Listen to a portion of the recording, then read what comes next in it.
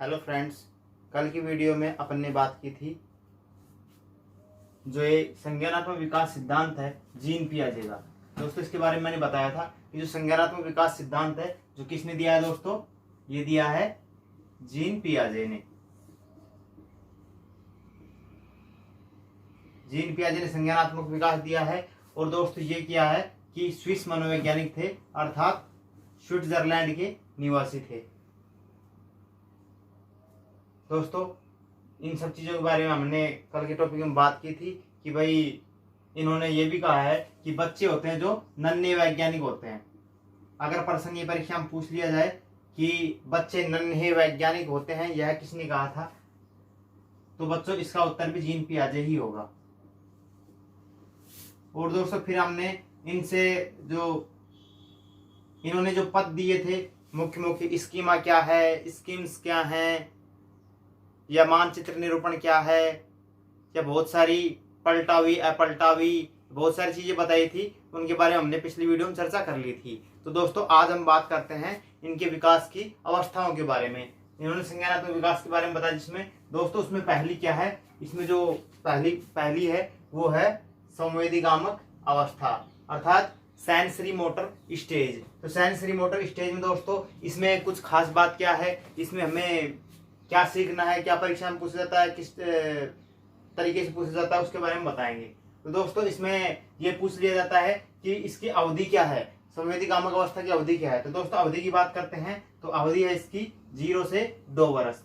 0 से 2 वर्ष इसकी अवधि होती है, 1 to 2 years। और दोस्तों दूसरा है कि जो संवेदीगामक अवस्था होती है इसमें ज्ञानेंद्रियों के माध्यम से बच्चा सीखता है। अर्थात जो बच्चा होता है वो बचपन में जब बच्चा जन्म लेता है, जब बच्चा पृथ्वी पर कदम रखता है, तो दोस्तों वह प्रकृति में सेंसरी लर्निंग करता है, अर्थात संवेदी के माध्यम से सीखता है, सेंसर्स के माध्यम से सीखता है, ज्ञानेंद्रियों के माध्यम से सीखता है।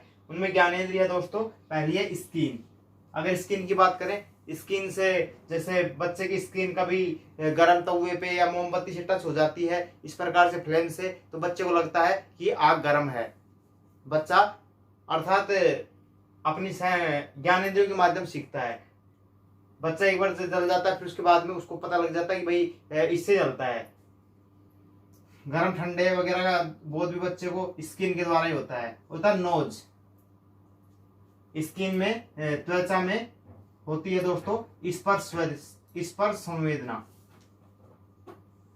त्वचा से स्पर्श संवेदना, त्वचा के माध्यम से स्पर्श संवेदना के द्वारा बच्चे सीखते हैं। और ये है स्किन, मतलब त्वचा में स्पर्श संवेदना के द्वारा। दूसरा है नोज, नाक में घ्राण संवेदना, स्मेल। और तीसरी बात कर रहे हैं दोस्तों हम टोंग, जीभ की। जीभ में क्या होता है कि टेस्ट ग्लैंड्स होती हैं, जिसमें बच्चा स्वाद के माध्यम से बच्चा सीखता है। खट्टा, मीठा, कड़वा, इन सब का ज्ञान बच्चे को टोंग अर्थात जीभ से होता है।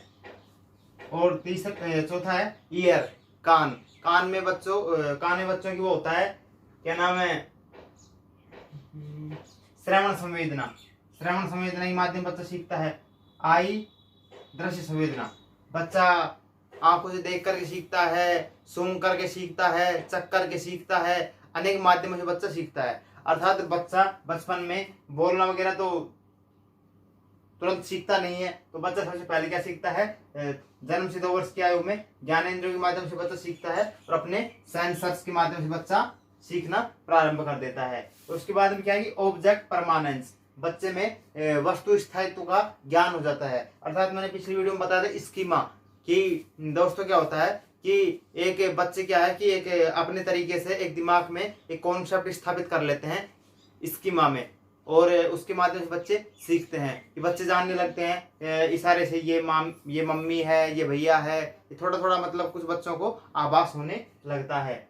और दूसरी बात है प्रतिवर्ती क्रियाएं समाप्त होने लगती है, और इसमें गोल सेंटर्ड बिहेवियर, दिशा केंद्रित व्यवहार आ जाता है, और विलंबित अनुकरण का गुण आ जाता है। जैसे बच्चा बोलते देखता है कि पापा, दादा, बाबा, मामा, नाना, काका, ये सब चीजें इसी के माध्यम बच्चा क्या है कि अनुकरण करना भी बच्चा इसमें सीख लेता है।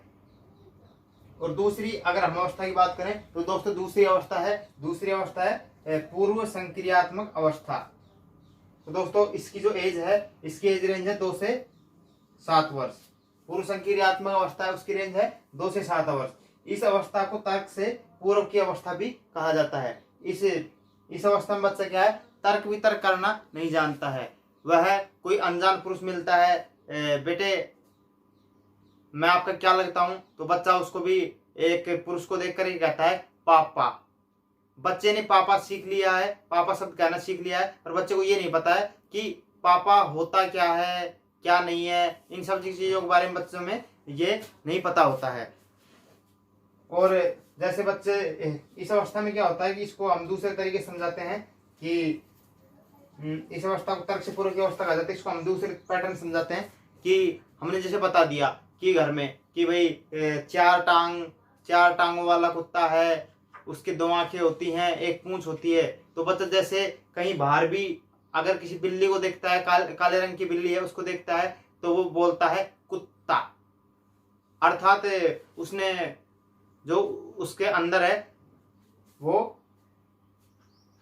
तर्क मतलब तर्क स्थापित नहीं हुआ है।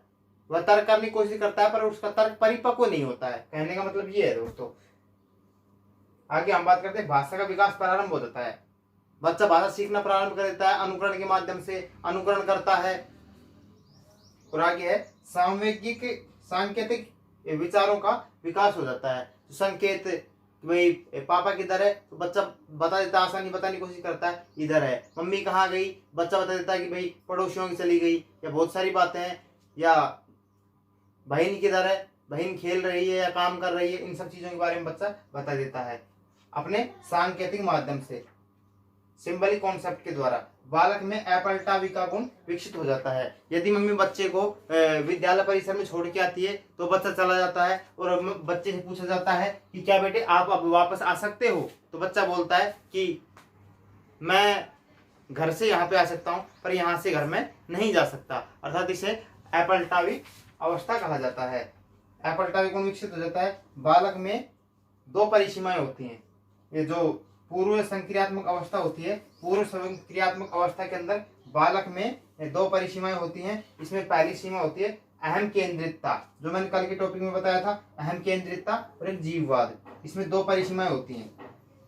इस अवस्था में 2 परिसीमाएं होती हैं, अहम केंद्रितता और जीववाद। अहम केंद्रितता क्या है कि बच्चे को ऐसा लगता है कि मैं चल रहा हूं, मेरे साथ जो ये सूर्य है ये मेरे साथ चल रहा है। और बच्चे को लगता है कि जो चांद है, ये चांद भी मेरे साथ चल रहा है, कि जहां जहां जाता हूं मेरे साथ ही जाता है। बच्चे को ऐसा लगने लग जाता है। इसे दोस्तों क्या कहते हैं, अहम केंद्रितता। और उनको लगता है बच्चों को कि मैं कहता हूं जो सही है। और दूसरी बात करें एनिमिज्म, जीववाद। जीववाद में क्या है कि बच्चे को ये लगता है कि बच्चा जैसे गिर गया, बच्चे को लग गई, तो जैसे बच्चा जोर जोर से रोने लग जाता है। लग जाने पर तो मम्मी कहती है कि बेटे जो आप रो मत, ये चलो मैं चींटी को मार देती हूँ।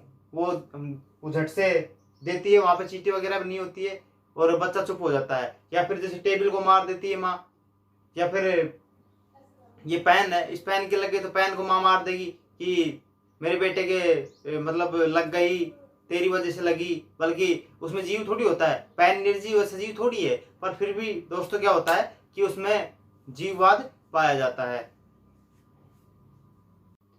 हमने 2 अवस्थाओं की बात कर ली थी और अब ये तीसरी अवस्था के बारे में हम बात करते हैं। तो दोस्तों जो तीसरी अवस्था है यह है मूर्त संक्रियात्मक अवस्था। अर्थात जो मूर्त संक्रियात्मक अवस्था होती है दोस्तों, उसकी एज रेंज होती है 7 से 11 वर्ष।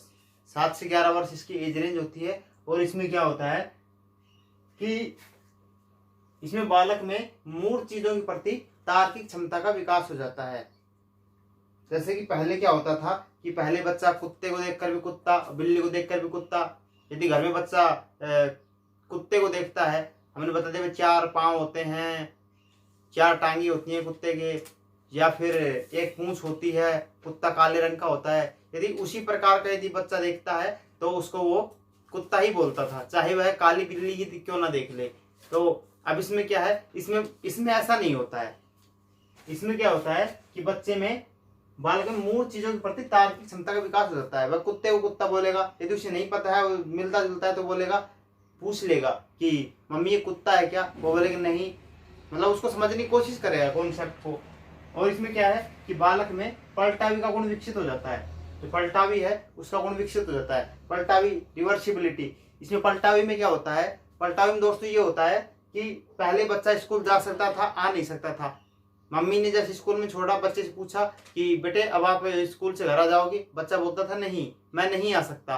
और इसमें क्या है कि इसमें बच्चा घर आ सकता है, वह चीजों कॉन्सेप्ट को समझने की कोशिश करता है। इसीलिए इसमें मूर्त संक्रियात्मक अवस्था बोला गया है। इसमें आप शब्द से समझ सकते हो, मूर्त, मूर्त लिखा हुआ है, मूर्त संक्रियात्मक अवस्था अर्थात मूर्तता। मूर्त एक, जैसे कि हमने एक डुप्लीकेट सेव लिया, सेव का मॉडल ले लिया थर्मोशीट का, और एक हमने ओरिजिनल सेव लिया, तो उसमें ओरिजिनल में और जो डुप्लीकेट है उसमें फर्क करना बच्चा सीख जाता है। और आगे है, बालक में 3 महत्वपूर्ण गुणों का विकास हो जाता है। वो गुण कौन कौन से हैं? संरक्षण, जैसे घर वाले बोलते हैं झूठ नहीं बोलना चाहिए, ये बहुत सारी चीजें हैं। या फिर वो नैतिक मूल्यों का संरक्षण करना प्रारंभ कर देता है, कि जैसे बच्चा चोरी वगैरह करना थोड़ा बहुत सीख लेता है तो घर वाले बोलते हैं चोरी नहीं करनी चाहिए, तो उसमें संरक्षण आता है, व्यर्थ जल नहीं बहाना चाहिए, तो बहुत सारी चीजें बच्चा सीख लेता है, उनका विकास हो जाता है। आगे है वर्गीकरण। जैसे बच्चे को हम बहुत सारी चीजें दे देते हैं, जैसे हमने 5 सेब दे दिए, 5 संतरा दे दिए, 5 नींबू दे दिए, 5 केले दे दिए, हम सारी चीजों को एक साथ रख देते हैं। या रंगों के फ्लैश कार्ड्स वगैरह दे दिए बच्चों को, तो क्या फ्लैश कार्ड वगैरह को छांटना, जैसे हमने थोड़े छोटे छोटे मॉडल होते हैं वो मॉडल दे दिए, भाई कुत्ते के मॉडल अलग करो, बिल्ली के मॉडल अलग करो, उन सबको अलग करना सीख लेता है। कि अलग करने का जो गुण है दोस्तों वो है वर्गीकरण। और एक है क्रमबद्धता। क्रमबद्धता में क्या होता है कि बच्चा क्रम से जमाना सीख लेता है। जैसे हमने 5 पिलर तैयार कर दिए तो बच्चा जान जाता है क्रमबद्धता में कि ये छोटा है, ये उससे बड़ा है, ये उससे बड़ा है, ये उससे बड़ा है, ये उससे बड़ा है, इन चीजों के बारे में। या फिर जो क्रमबद्धता में क्रम होता है 1 2 3 4 5 6, मतलब इस प्रकार से क्रम वाइज बच्चा सीखने लग जाता है। इन 3 गुणों का विकास कौन सी अवस्था में होता है? मूर्त संक्रियात्मक अवस्था में। और दोस्तों इसको रटना नहीं है, मनोविज्ञान है, इसको रटना नहीं है। और ये जो चाइल्ड स्टडी एंड डेवलपमेंट, बाल विकास शिक्षा शास्त्र, ये रटने से कभी याद नहीं होगा। और इसको क्या है, ज्यादा से ज्यादा समझने की कोशिश करो। अगर समझ के और हमने कॉन्सेप्ट मैपिंग कर ली, हमने उसका एक मानचित्र निरूपण हमने दिमाग के अंदर कर लिया, छोटे बच्चे जिस प्रकार से स्कीमा डेवलप हो जाता है उसी प्रकार से हमको मानचित्र निरूपण करना है। मानचित्र निरूपण कॉन्सेप्ट बनाना है दिमाग में, और कॉन्सेप्ट बना करके हमें सीखने का प्रयास करना है। और आगे बात करते हैं हम, चौथी जो अवस्था है औपचारिक संक्रियात्मक अवस्था। औपचारिक संक्रियात्मक अवस्था होती है, इसकी दोस्तों जो एज रेंज होती है वो होती है 11 से 15 ईयर्स। 11 से 15 ईयर्स होती है। हम इसमें फिर क्या है कि हम पढ़ने के बाद हम फिर सोच सकते हैं भाई, जैसे कि संवेदीगामक अवस्था है 0 से 2 वर्ष हो गई, और इसके आगे दूसरी अवस्था है, या फिर तीसरी अवस्था है 7 से 11 वर्ष, चौथी अवस्था है 11 से 15 वर्ष। इन सब के बारे में धीरे धीरे क्या मतलब एक मानचित्र दिमाग में बना लेना है। और जो औपचारिक संक्रियात्मक अवस्था है दोस्तों, इसका क्या है 11 से 15 ईयर्स इसकी एज रेंज होती है। और इसमें अमूर्त विचार आने लगते हैं, अमूर्त विचार आने लगते हैं, और इसमें तार्किक क्षमता है जो दोस्तों बेहतर हो जाती है। अमूर्त विचार आने लगते हैं, तार्किक क्षमता बेहतर हो जाती है। इसमें बच्चा तर्क वितर्क करने लगता है, और बच्चा हर चीज को जानने की कोशिश करता है। दोस्तों यदि आपको हमारा चैनल पसंद है दोस्तों, हमारी वीडियो को लाइक करें, सब्सक्राइब करें, और तथा हमारी वीडियो को शेयर करें, और हम आपके लिए इस प्रकार की वीडियो बनाते रहते हैं। तो दोस्तों आप बने रहिए हमारे चैनल के साथ, और हम फिर मिलते हैं अगले वीडियो में नए कॉन्सेप्ट के साथ।